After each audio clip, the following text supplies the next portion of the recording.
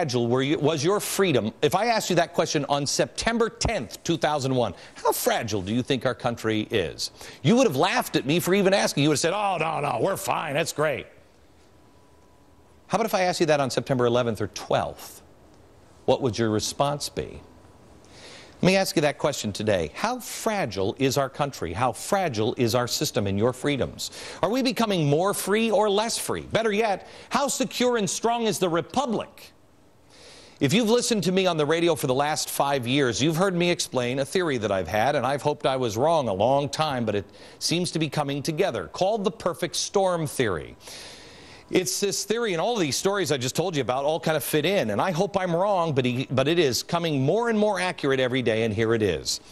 We will be overwhelmed with financial, debt, security, energy, political problems, and then there would come a time where someone would say, now.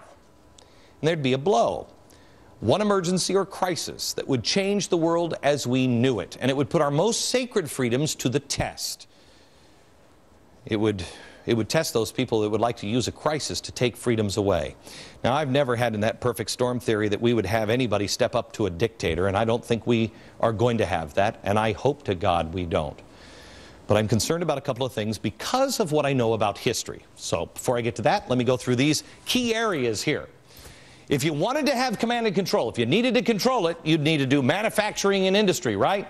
You've got to control things like GM, Chrysler. You got to gobble up as much, not that you want to, but gobble up as much as you can. Then you control labor. If you control labor, you control industry. Well, guess who controls labor? Unions. Unions have more power than the average American. You know it and I know it. The #1 visitor in the White House is Andy Stern, the president of SEIU. Whose concerns are getting addressed first, his or yours? Let me let Barack Obama answer that one for you. You will know who's on your side because I've been at this a long time. I've spent my entire adult life working with SEIU.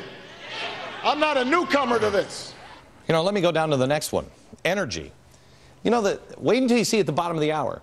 Global warming rates, dead last among the issues of the day with the American people. Dead last. But cap and trade is in the new budget. Wait until I show you the game. At the bottom of the hour, the president is putting phantom profits into the budget from an energy policy we're nowhere near, close to passing. What does he know that I don't know? I mean, I don't want to hurt Mother Earth, and I don't think you do. But yet, they're going to force us to go green. How? Cap and trade. Watch. Under my plan of a cap and trade system, electricity rates would necessarily skyrocket. What is that going to do to our financial system? And speaking of financial system, let's look at the banks. A lot of these banks didn't want the bailouts. They were forced to take them. The bailouts of not only the banks, but the auto industry, TARP, Wall Street, stimulus.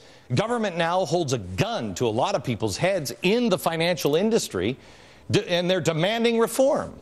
Demanding reform that Europe won't do. By the way, reform is just a nice way of saying government control, capping salaries, windfall profits tax, deciding which investments are risky and which ones aren't. Obama says he does this reluctantly, but it doesn't matter. When hard times hit, he has and will use big government. How about media and freedom of speech? How about the internet?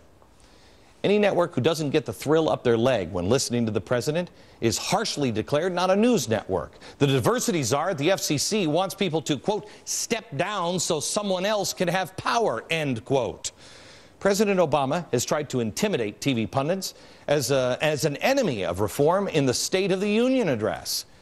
And boy, look what they are trying to do to the internet. Grab power. Education. They're nationalizing the student loan industry. That's part of this. And education. Now, education is much longer term. Now, this would mean that from cradle to grave, the state would have a grip on our educational system, already loaded with anti-capitalist propaganda, progressive revisionist history, the Obama indoctrination that I'll show you in the next segment, Organizing for America. Wait until you see what's being handed out for your kids at school. It is absolutely unbelievable. And if you don't like what the public school is teaching, don't you dare argue for school vouchers, because the teachers would then have to compete. They're shutting them down. In normal times, In normal times, it would be outrageous to think anyone in our government, anyone, would want to fundamentally transform us into anything but a better, freer society as our Constitution dictates. But we're not living in normal times. The world is changing right before our eyes and moving under our feet. These changes, this grab of power, has not been, and I want to make this clear, happening just in this presidency.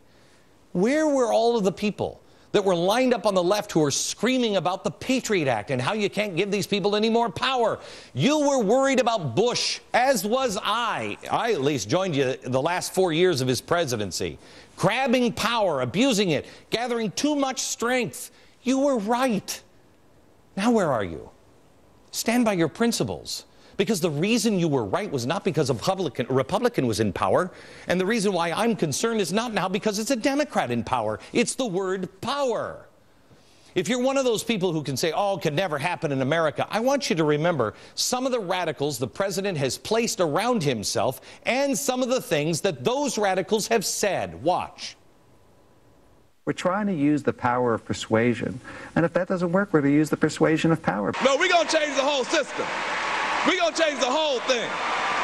We're not going to put a new battery in a broken system. We want a new system. We kind of agree with Mao that political power comes largely from the barrel of a gun. You never want a serious crisis to go to waste. We took names. We watched how they voted. We know where they live. These are the people advising our president. You know about his other influences as well, Jeremiah Wright and Bill Ayers. Unthinkable, unthinkable that someone, in a time of crisis, someone might approach the president and say what the journalistic, revered, progressive Walter Lippmann said to FDR when things went down in 1933. He said this, "The situation is critical, Franklin. You may have no alternative but to assume dictatorial powers." FDR, thanks goodness, made the right choice. He didn't turn into a dictator. But Americans knew how close they were by the end of his administration to getting one. I found this old book in a bookstore the other day. It's from 1935, Hell Bent for Election. It was written by a former economic advisor to FDR. His name was James Warbug. He said this. See if this sounds anything like our president or what's going on now. He has carried out his promises where it mattered least and failed to do so where it mattered most. He brought about a certain amount of hasty reform of our banking and investment system. The problem is by no means solved and requires careful study in order that the much-needed real reform may someday be accomplished.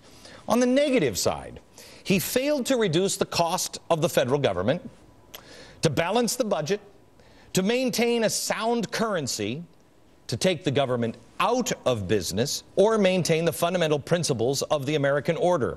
He has led us, speaking of FDR, into an orgy of wild spending undreamed of in prior administrations, piled up commission on commission and bureau on bureau to set up or tried to set up a federal dictatorship over all the various factors that affect the lives of our citizens.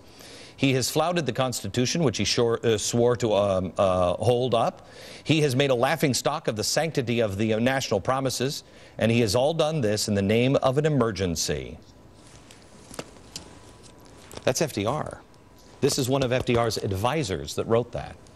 This is why 2 years after FDR's death, 2 years, Congress passed the 22nd Amendment to officially limit the president to 2 terms, because whether Lippmann said it or not, Americans could sense it.